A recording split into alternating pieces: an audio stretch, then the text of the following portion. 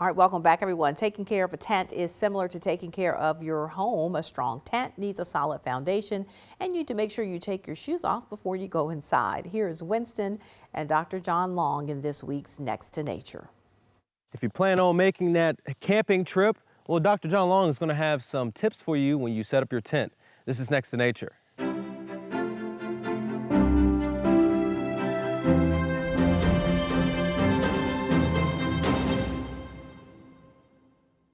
Dr. Long, what is the first tip when it comes to camping and setting up that tent? So basically the first thing you really need to do is rake the area that you're going to place your tent in. Now the reason for that is it could be rocks, could be pine cones, could be limbs and things like that. And it could puncture your tent. That's very true, because on a tent the bottom is very thin. And even if you're setting it out just in grass, this could happen as well. So what you want to do is rake the area clean, or as clean as you can, and then put a tarp down. Now these tarps are fairly inexpensive, but it adds an extra layer to the bottom of the tent and prevents the puncturing of that tent bottom. Once you lay that tarp down, you can put your tent up. Another thing that a lot of people don't think about is taking an additional tarp and putting it on top of the tent, just tying it down to the top of the tent. Now, some people might say it's too hot to have a tarp over your tent.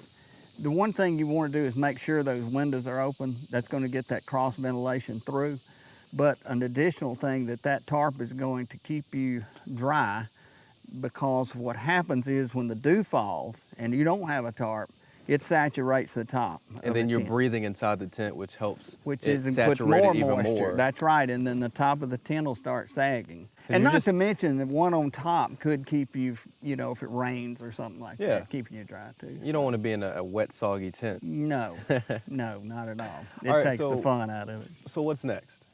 So after you get that set up, one thing I like to do as far as the bottom tarp is to pull out just a section, and it could be, a 2 or 3 foot section to the front. That's going to be your porch.